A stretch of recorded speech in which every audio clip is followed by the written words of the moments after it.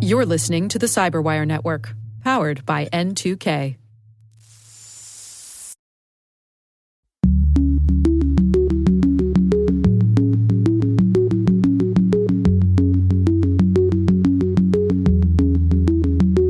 Is this a level of surveillance too much? Is this privacy invasive?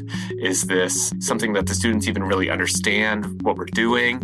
And so there's this big debate on a lot of colleges as to whether this is an appropriate level of student supervision or whether this has gone too far.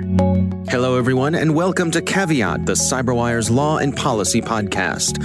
I'm Dave Bittner, and joining me is my co-host, Ben Yellen, from the University of Maryland Center for Health and Homeland Security. Hello, Ben. Hi, Dave. On this week's show, Ben describes a decades-long global espionage campaign alleged to have been carried out by the CIA and NSA. I share a story about the feds using cell phone location data for immigration enforcement. And later in the show, my conversation with Drew Harwell from the Washington Post. We're going to talk about his article about how colleges are turning students' phones into surveillance machines.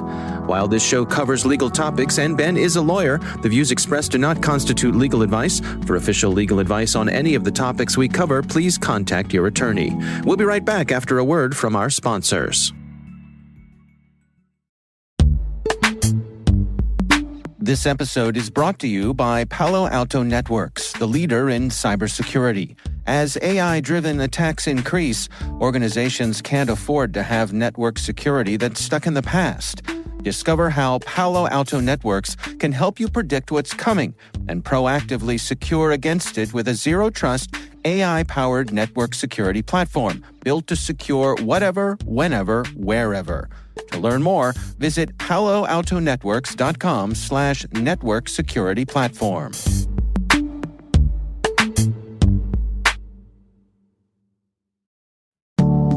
And we are back. Ben, why don't you start things off for us? A big story dropped this week. Yes, this is from the Washington Post in an article entitled The Intelligence Coup of the Century. And the headline is certainly appropriate as this article was indeed eye-opening. Yeah. So the history of this story goes back to the end of World War II and to the beginning of the Cold War. Many countries around the world, including some of our adversaries, trusted this one company, Crypto AG, to keep the communications of their spies, soldiers, and diplomats secret. And we found out through this article, through information that was made public to the Washington Post and to a German publication, that company was actually working directly for the CIA, the National Security Agency, and its antecedents.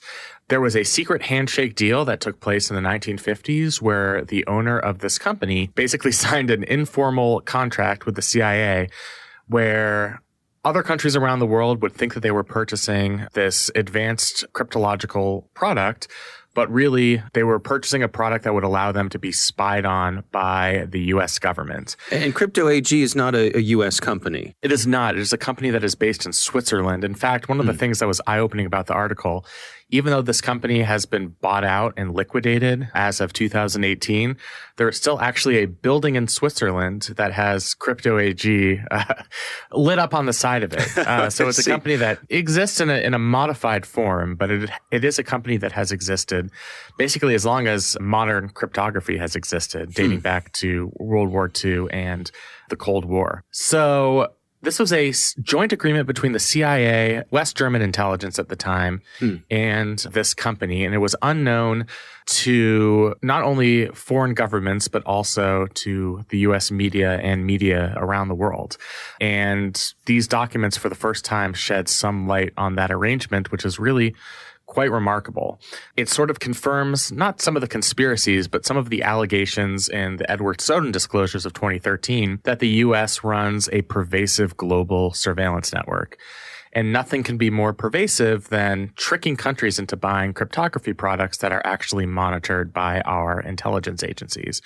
And the upshot of this is that our intelligence agencies were able to gain quick access to our adversaries' conversations. And that was obviously a major boon for our intelligence during the Cold War, during our conflicts in the 1990s, and even the early parts of the war on terrorism in the early 2000s. So certainly something that opened my eyes. Now, there were some interesting, first of all, the whole article is fascinating from the Washington Post, but some things that caught my eye were that not only were these devices sold to our adversaries, but to our allies as well. And there were some points where the Germans got a little cold feet about that maybe they thought the Americans might have been doing a little too much peeking at allies' communications.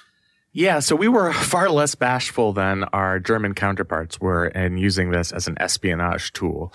Even though this was a joint operation between us and BND, which is the West German intelligence agency, you're right that the German government did not like the fact that we not only was this tool being used by adversaries of our government, but also some of our allies during the Cold War. I think part of that was to maintain the cover of the secret espionage technique. If this was a product, Crypto AG, that was only sold to our adversaries, but perhaps that would open some eyes in foreign intelligence communities, including maybe some of our adversaries, that this was all a ruse. This was all an effort for the United States to breach the private communications of foreign countries. So in order to maintain our cover, I think part of that included selling this service or watching this service be sold to some of our allies as well. Another fascinating aspect of this I saw come by this morning, a reporter for the Baltimore Sun who said that back in 1995, they had done research and had written a story about this very thing. And at the time, the CIA and NSA said, this is baseless speculation, it's a ridiculous story. Of course, we don't do any of this. And interesting to see how, as time marches on, we look back, the Baltimore Sun had it right. Yeah, our local newspaper did quite enterprising work in 1995. And frankly, looking back on it, it's now very impressive. Of course, the CIA and the NSA are going to deny it because they had been able to prey off the gullibility of foreign countries to use this product and were able to make a profit. Part of the arrangement we made with the individual who owned this cryptography company, Crypto AG, was that we would share profits of the sales. So he would get a stipend, but it was actually the United States government that was collecting profits of the sale of this technology. So, of course, in 1995, when this was discovered by this Baltimore Sun expose, it's understandable that our intelligence agencies would want to deny it. And that sort of leads me to wonder why they didn't quite deny it for this Washington Post article. Now, neither the CIA nor the NSA confirmed the contents of this article, but it was sort of a non-confirmation, right. A nod of the head saying, well, we're not saying this is not true. We are saying this is not true. Yeah. And, I think there are a couple of reasons for that. The main reason is that, as I mentioned, this company has been liquidated. So this arrangement, at least in the form that it existed for 60 years, is no longer in existence. I think that's probably the main reason. The other key reason is that, the cryptography industry has sprouted up. Now there are a million enterprising companies that provide these services. Crypto AG had a monopoly on cryptography services for a long time, and we were able to take advantage of that, or at least a semi-monopoly. Now, with a bunch of competitors, it can't control the market in the same way. So it's not going to be as effective of a tool. If there's one supermarket in a town, then we could put a surveillance camera in front of that market and see every single person that goes shopping. Suddenly, when there are 20 supermarkets, that becomes much more difficult. So I think that's one of the reasons why this program no longer exists in its identical form and why the CIA and the NSA aren't exactly denying it at this point. Yeah, I suppose as time marches on, this sort of cryptography is no longer the exotic thing that it once was. Pretty routine to use strong encryption when you're sending messages back and forth these days just through software. Absolutely. And it wasn't always like that. I mean, that's why it was so secretive and so lucrative for so many years is this was an industry that was still in its infancy as electronic communications themselves were in their infancy. Now, cryptography itself has always existed.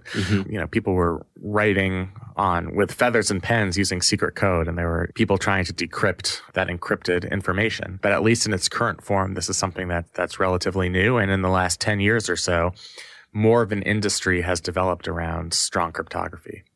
Do you suppose there'll be any fallout from this? Because the program is pretty much wound down, is this kind of something where probably all the players in this likely kind of knew it was going on, and so it's sort of more historical than anything?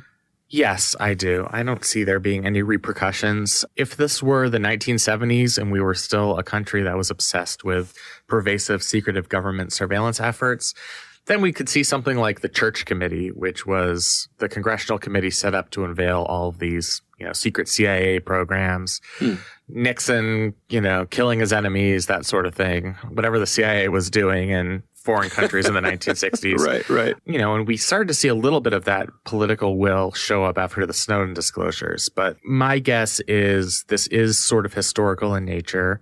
I think there's also kind of an assumption that we sort of look the other way with what our intelligence agencies do. It's sort of better left unknown. I mean, the CIA is subject to a lot of federal regulations. Many of them are classified, but it's sort of an area that lawmakers are generally very hesitant to touch. And that's why they get away with a lot, including this pretty massive heist that they were able to engineer for several generations. Yeah, well, it's definitely an article worth checking out. It's from the Washington Post, written by Greg Miller, The Intelligence Coup of the Century. Do check it out. It is, and it's also just a very fascinating historical lesson. You could almost learn a lot about foreign policy in the last 60 years by simply reading this article. Yeah. So, I would recommend it. Yeah. My story this week comes from the Wall Street Journal, and this is written by Byron Tao and Michelle Hackman. And it's titled, Federal Agencies Use Cell Phone Location Data for Immigration Enforcement. A couple interesting aspects of this. So Immigration and Customs Enforcement, ICE, part of DHS, they have been buying cell phone location data from private companies and using it to track down various folks of interest to them who may be crossing the border. They're saying they're using it for people entering the U.S. Illegally, people who might be running drugs. This story says that they use this data to reveal a tunnel that went underneath the border. So on the one hand, I suppose you could say from a law enforcement's point of view, the purchase of this data from a private contractor, it has useful functionality for law enforcement purposes. But I'm going to guess that you have your own opinions about what's going on here, Ben. Yeah, I mean, certainly this presents civil liberties concerns, both from a Fourth Amendment perspective and people who are concerned about overbroad authorities from our immigration enforcement would certainly be concerned about this article. Now, DHS didn't exactly tell the Wall Street Journal, understandably, what they were doing with this location data, but as you mentioned, we're suspecting that they're using it to track suspects, figure out where these illegal entry ports are, and you referenced this potential tunnel under the border. They're claiming that they purchased data that was anonymized, and it is. All different types of advertisers purchase anonymized location data to make decisions on advertising targets. This is something we've talked about on the podcast many times. Right. Legal to do. It's absolutely legal to do. DHS can say that it's anonymized, but we talked about that New York Times article several times on this podcast. Well, per se, the information is anonymized. There are various ways to de-anonymize it. Right. You can probably figure out who a person is if you spend all of your time tracking their location. So that's one concern. The other concern is that this is sort of a workaround the Fourth Amendment to the United States Constitution. So we've talked about in 2018, there was a Supreme Court decision, Carpenter v. United States. Yep, comes up a lot. It sure does. And it held that cell phone location data is protected by the Fourth Amendment. Law enforcement needs warrants to collect it. Right. But here we essentially have a workaround. It's not the government asking, for judicial approval to access this data. They're simply purchasing it on a commercially available market. And there are a lot of companies that sell this data. It's available through many commercial exchanges. So you don't really have to get the lawyers involved. They can buy the data. It's theirs. It's anonymized. And, it's a way to get around what they would otherwise have to do, which is go to a magistrate judge or a federal judge and get a warrant to get location data, historical cell site location data on any individual. So that's another reason why it's concerning. Another thing I'll mention is from the Fourth Amendment perspective, per a 1989 Supreme Court decision, Verdugo-Urquidez, I'm sure I'm pronouncing it wrong, the Fourth Amendment does not apply to people who are not part of the so-called national community, and that generally includes unlawful, undocumented immigrants. That was going to be my next question to you, Ben. You're reading my mind. Exactly. That's right. Jinx. Go on. Yeah. So, that's another element to this. The Carpenter case, as is true for all Fourth Amendment jurisprudence, certainly applies when we're talking about U.S. citizens or U.S. persons who are in this country lawfully. But that standard is very different, for better or worse, when we're talking about people who are undocumented. Now, where this gets complicated is they're purchasing a lot of location data. Presumably, most of that location data concerns U.S. persons. There are going to be certain segments of it that concern people who are undocumented, who are in this country. So the government has obtained a lot of location information that they could use to identify U.S. persons, even though maybe DHS and Immigration and Customs Enforcement is not using it for that purpose. So if you want to trust that, once the government purchases this data, they're only using location tracking as it relates to undocumented immigrants, then, feel free to do so. But I think there's reason for doubt on that front. How would this workaround get shut down? How would someone come at this? The folks who believe that this is problematic, what would be their avenue to prevent agencies like ICE from using this sort of data? So I don't know if we have a bleep feature on our podcast here, but I would say they are S out of luck. Okay. One of the reasons is standing. In order to sue the government, you have to have standing. And in order to have standing, you'd have to prove that your specific location data was collected. That comes back to a Supreme Court decision, Clapper v. Amnesty International. It's going to be almost impossible for someone to A, know that they're being surveilled, and B, be able to prove it with the type of specificity needed to get oneself into court, and then that doesn't even get to the problem of non-U.S. persons who basically would not have any legal cause of action to challenge this type of surveillance.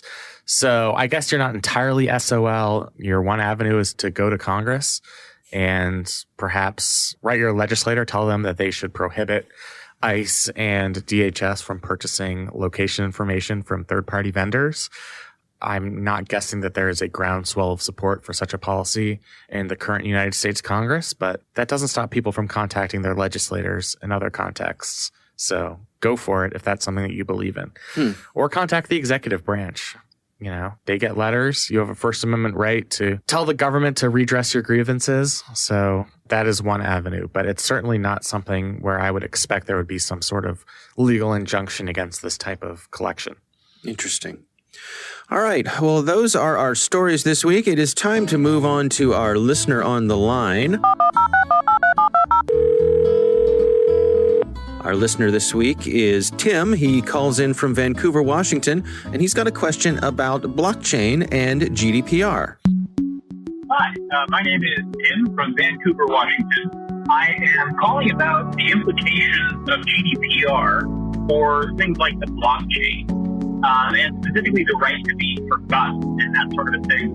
Now, GDPR specifically, if I recall, called out any sort of unique identifier of a user could be used to add personally identifiable information. The blockchain is supposed to be anonymous, but as we know, it can easily be de-anonymized. And your Bitcoin address, for example, is a thing that uniquely identifies, if not you as a person, at least you as a user within the system, and then can be de-anonymized to you as a person. So my question is, if the blockchain be necessarily something where you're not able to remove transactions or to be quote-unquote forgotten, what about all these startups that are like Facebook but on the blockchain or whatever? They try to put everything on the blockchain because it sounds cool in their startup package, in their business plan. Does GDPR have anything to say about that kind of a thing? And does GDPR put something of a railroad spike through the idea of using blockchain for everything, which it seems like a lot of companies are trying to do nowadays, especially startups?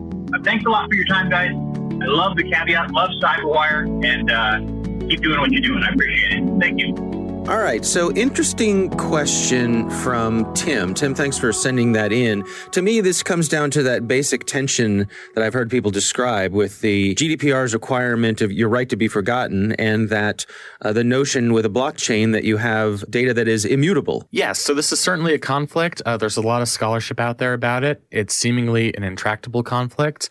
We have GDPR, which says that an individual has the right to be forgotten. They can have their personal data erased, but then we have blockchain technology, which is immutable. And so a lot of analysts have concluded based on this dichotomy that it's impossible to store any kind of personal information on blockchain and still comply with GDPR. I've seen a couple of articles out there point out some nuance in this that might give policymakers some clues as to how to resolve this apparent conflict. One is that blockchain isn't always immutable. So some of the new protocols make it so that data stored on blockchain isn't as immutable as it once was. So that's one consideration. Yeah, I've seen that too, where you can say, within the blockchain, you can go back and say, there used to be data here and, Right. It's not here anymore and here's why and so on and so forth. I'm sure I'm getting the details wrong and there's probably people screaming at their computers right now. But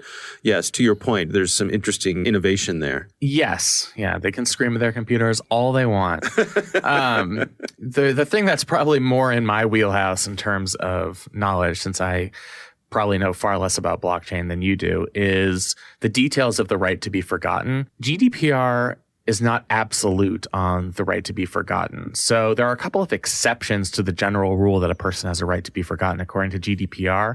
If processing is still necessary for the performance of a contract, for scientific or historical reasons in the public interest, or to comply with a legal obligation, or if there's a legitimate interest that overrules the interest of the data subject, then the right to be forgotten does not apply. So that could open up some potential avenues for blockchain users if they can figure out how to fit within one of those exceptions.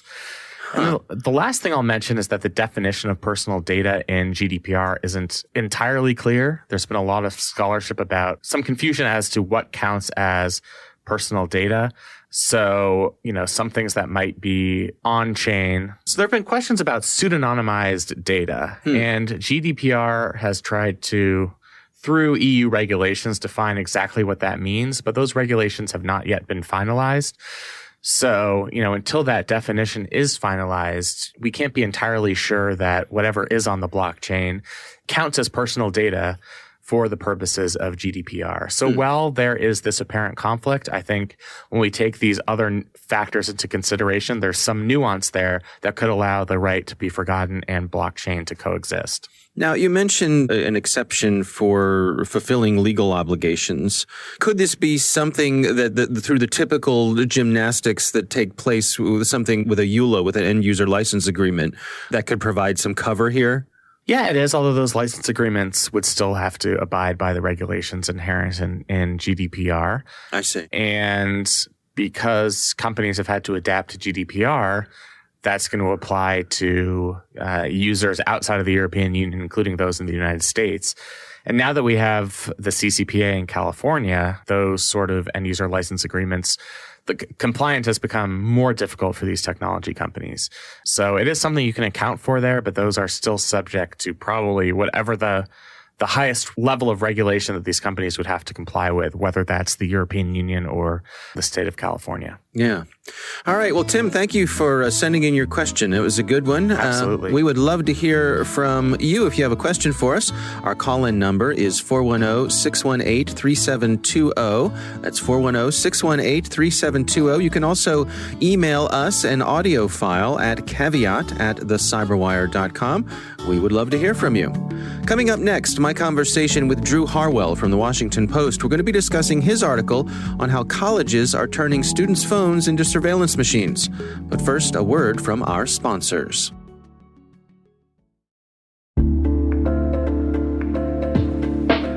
And now, a word from our sponsor, SpyCloud, the cybercrime analytics leader. SpyCloud disrupts cybercrime by telling you what criminals know about your business and your customers, so you can take action to prevent ransomware, session hijacking, account takeover, and online fraud. SpyCloud constantly recaptures and analyzes new data from the criminal underground, including credentials, session cookies, and PII siphoned from malware-infected devices.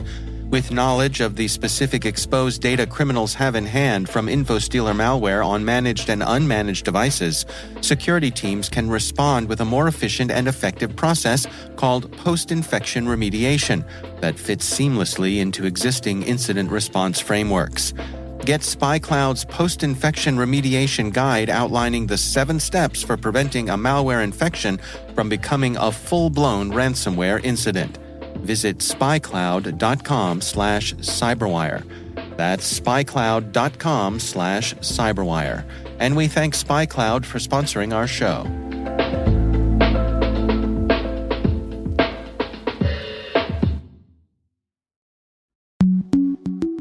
And we are back.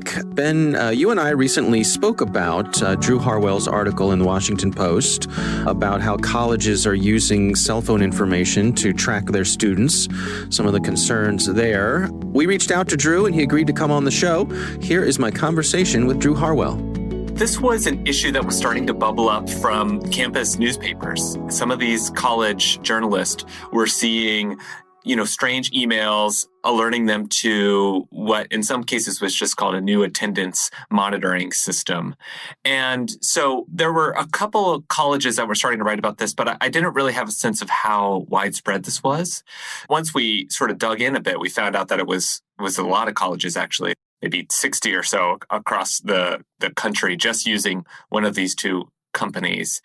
So we talked to the companies and found that there's kind of the creation of this new infrastructure for monitoring students' attendance, but also their location in a really intricate way across campus, using sort of Bluetooth beacons and these campus-wide Wi-Fi networks to process en masse where students were going, when they were going there, and kind of their behavior along the way. What is the exchange here? I mean, are these companies coming to the university and saying, hey, here's a capability that we can offer you, and these are the benefits that you could get from it? Yeah, they're going to the campus and saying, you have all of these students, you have a problem of professors having to gather attendance in this kind of old school way.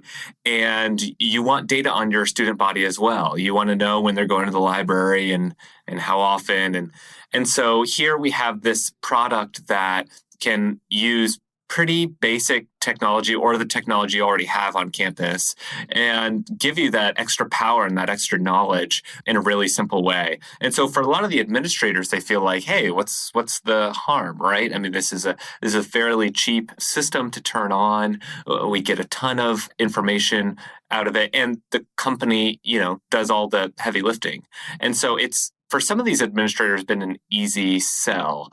But there's also been this ethical argument from some of the professors and administrators as well, too, saying like, hold on a second. Is this a level of surveillance too much? Is this privacy invasive? Is this something that the students even really understand what we're doing?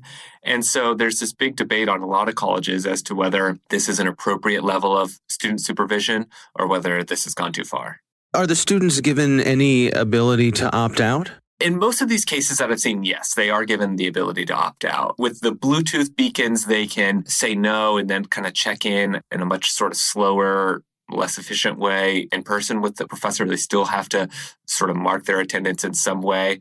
But with the Wi-Fi one, if you connect onto campus internet, which is, pretty much every student on campus, you are given an opt-out, but it's sort of in a way that it suggests the opt-in window says, do you want to, increase campus security and make the experience better for everybody. If you choose to opt out of that, that's when you opt out of the program. But, as with every kind of conversation about informed consent for these, the feeling is that a lot of these students are probably seeing the window pop up and just clicking yes, as with all of us, right, when we install a new app.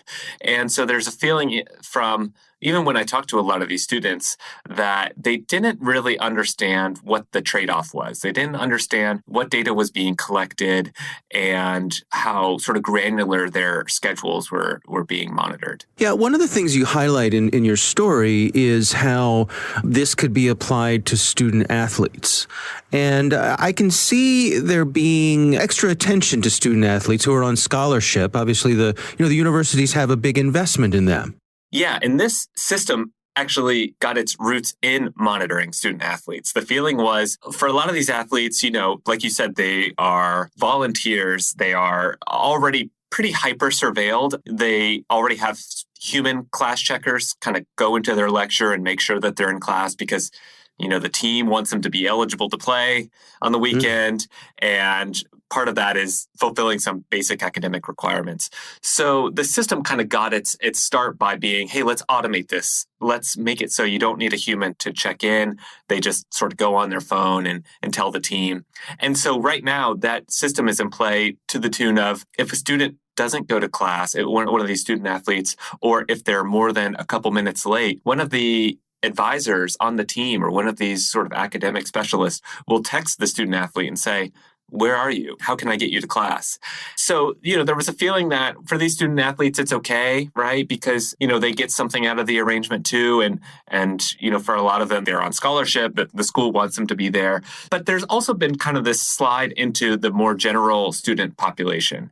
And so this will be students that maybe are paying their way through school, or maybe there's no real academic requirement except their own personal sense of responsibility. And it's obviously a bigger base of students as well. This isn't just the couple hundred that are kind of playing athletically to represent the school. It could be tens of thousands across campus.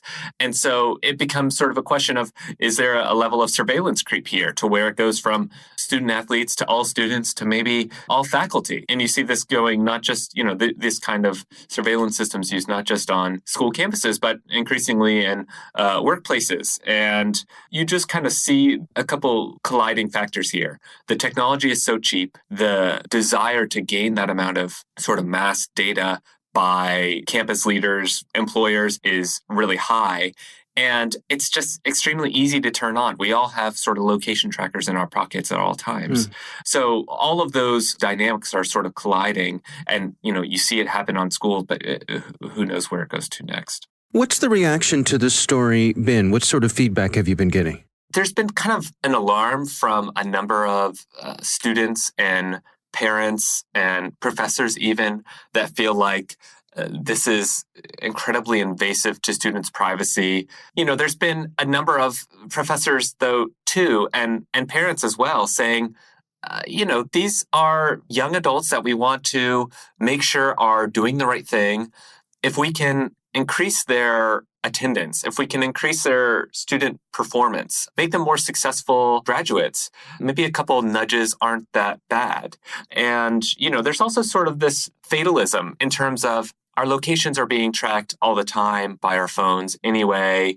If the school I go to thinks it's important to use that data in a way that can maybe even benefit me or benefit my college education, then what's the issue? But I think one sort of interesting kind of societal reaction has been from people who feel like this is like a technological nanny state, right? You're taking these young adults who are put onto a college campus, expected to sharpen their own sense of personal responsibility, go through this period of adolescence, make mistakes, do all the things that you're expected to do in a university environment. And they're taking that and making it so there's this extra layer of oversight by this technical system. And you're almost supplanting that sort of self-starter mentality that you're trying to grow in college and saying, it's just another box to check. It's just another technical system to satisfy. So I think that part has been really interesting to me, this feeling that maybe these students are being infantilized along the way by having to make sure that their attendance point average is satisfactory, but not really having to think about what's my sense of self-responsibility? Should I just be doing this because I want it, not because I need to please some other system? I also can't help wondering about a chilling effect on people's ability to explore things, or even, visit a particular religious organization on campus, or go to the health clinic, or, check out the LGBT community, or something like that. If you know someone's looking over your shoulder, it could have a chilling effect on those sorts of things. Yeah, absolutely. And a college is full of sensitive places, right? It's young adults do all sorts of sensitive things that they may not want a school leader or a parent or a professor or an administrator to know about. And we've often celebrated that, right? This is their independence. Right. We want them to build that sense of autonomy. And there has been research on this too, that students and many of us really change our behavior when we know we're being watched. We don't pursue the kinds of activities or behaviors that we would do if we felt like our privacy was preserved. So it changes our behavior. You can see kind of the benefit in a system that could get students in class more, right? But you can also see the peril of a system that can be used to prevent somebody from Like you said, I mean, going to a health clinic for a health scare or pursuing a different faith, the danger there is just so real. And even if these colleges aren't misusing the data, right, that implicit fear from the students, that feeling that someone's always watching, you just have to worry about what that could subtly do to these young adults as they're kind of building out the rest of their life. You know, my co-host and I were joking when we were discussing your article that there's an opportunity here for some enterprising students to gather up other people's mobile devices and you take them to the library and take them to, to places where there's healthy food and you know, check them into their classes, you know, be that person. There's always money in fooling the system, right? I can imagine that if I were a student entrepreneur, that's what I would be pursuing. Right. All right. Well, Drew Harwell, thank you so much for taking the time for us. The article is Colleges Are Turning Students' Phones into Surveillance Machines, Tracking the Locations of Hundreds of Thousands. This is in the Washington Post. We appreciate you taking the time for us. Yeah, thanks for having me. All right, Ben, what do you think? Well, first of all, thanks for Mr. Harwell for coming on the pod. His article was fascinating enough for us that we did a segment on it, so I'm glad we were able to talk to him. I think a couple things stick out at me. One is that this is much more of a human interest story in some ways than it is a technology story. We're talking about surveillance that is so pervasive that students are under constant fear that they're going to be watched. And that can change people's behavior. As Drew was saying, they may not seek to join certain religious institutions, or they might decide not to go to the health clinic for something, you know, that they might be embarrassed about. Right. And something that could actually end up being a huge health scare, like, for example, some sexually transmitted disease. So in that sense, it could really have a profoundly negative impact on an entire generation. And the question, of course, is, granting that it would have that impact, is it worth it? You know, I guess it depends on what your priorities are. He did talk about some of the benefits of it. We can figure out if student athletes are going to class. We can get predictive data on, you know, students who might have depression, that sort of thing. But, you know, it seems, at least from my view, the costs from a human interest perspective are so significant that they would seem to outweigh the benefits. And I'll know, you know, we all survived in college. You know, we all made mistakes and we all went to places we shouldn't have gone and stayed up to hours to which we should not have stayed up. But we made it. Right. And, you know, I just think, is this Big Brother type system necessary to the extent that it would justify what's really a major invasion on civil liberties? And at the very least, it's good that the Washington Post, and before that, some campus newspapers have shined the light on this, because at least we can start to have this conversation. Yeah, one of the things I think about is that just the very fact that this data is being collected and there's a third party involved, and everybody, of course, says we're being safe about this and it's all very confidential and we would never use it for anything wrong. But as we know, time passes, things leak, things get cracked, encryption gets broken.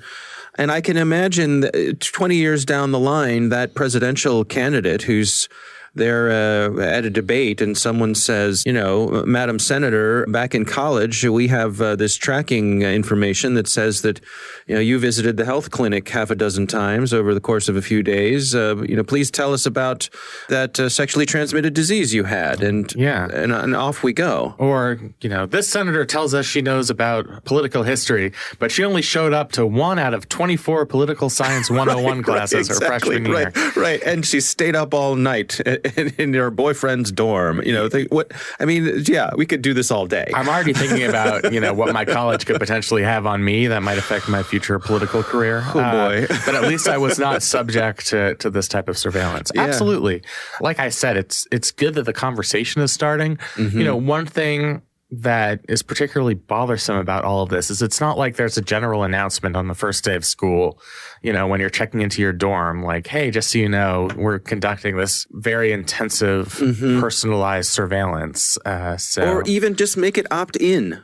Absolutely. Right? Because it's not opt-in and you can't really opt out. You could decide not to get on campus Wi-Fi, but then you can't really do anything. You can't do your homework. You can't do research. You know, you can't make social arrangements. So, yeah, I mean, to me, it's very problematic. It seems like a solution that's going to end up just causing more problems than it fixes. But then again, my kids are too young to go to college, so maybe I'll feel differently when they're 18. And, I want to know how many times they're going to their intro to poli-sci class. Yeah, it does happen, Ben. It does happen.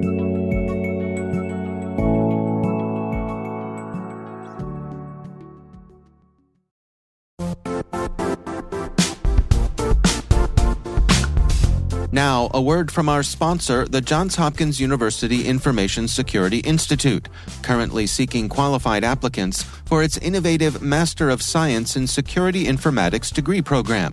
Study alongside world-class interdisciplinary experts and gain unparalleled educational, research, and professional experience in information security and assurance.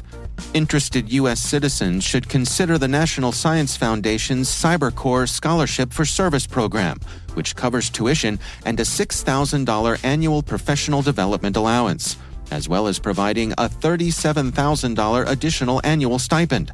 Apply for the scholarship and the fall semester by March 1st. Learn more at cs.jhu.edu/MSSI.